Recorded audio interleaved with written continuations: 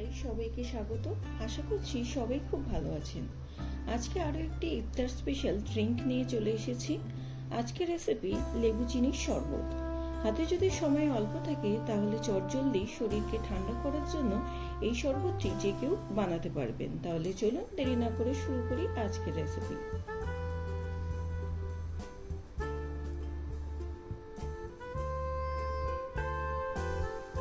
শরবতটি বানানোর জন্য এখানে আমি পাতিলেবু খুব পাতলা করে কেটে কয়েক টুকরো করে আমি গ্লাসে দিয়ে দিচ্ছি এবং এখানে আমি প্রতিটা গ্লাসে 2 চামচ করে পাউডার সুগার দিচ্ছি।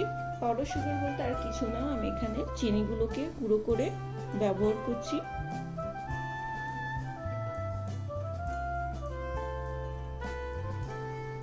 এবং দিয়ে দিচ্ছি হাফ চা চামচ করে বিট নুন। তাতে কি হয়, শরবতটা অনেকটা ব্যালেন্স হয়।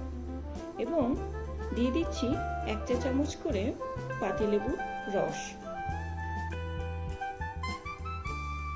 এবং কিছুটা পরিমাণ করে যে প্লেন জল আছে সেগুলো দিয়ে এবার আমি ভালোভাবে এগুলোকে আমি গুলে নেব।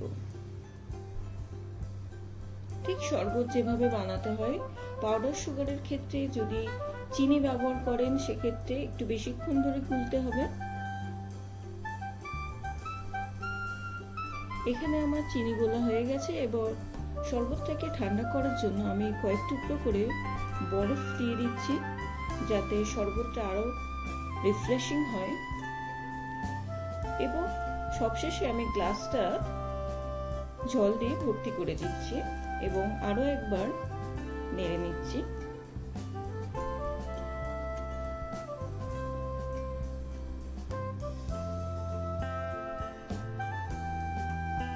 তাহলে দেখে নিলেন কত সহজে এই শরবতটি বানিয়ে নেওয়া যায় আর খেতে তেমনই রিফ্রেশিং।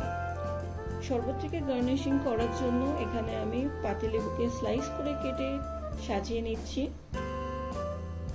এটা পুরোপুরি অপশনাল। আশা করছি ভিডিওটি ভালো লেগেছে। ভিডিও ভালো লাগলে অবশ্যই একটি লাইক করবেন, কমেন্ট করবেন। ধন্যবাদ।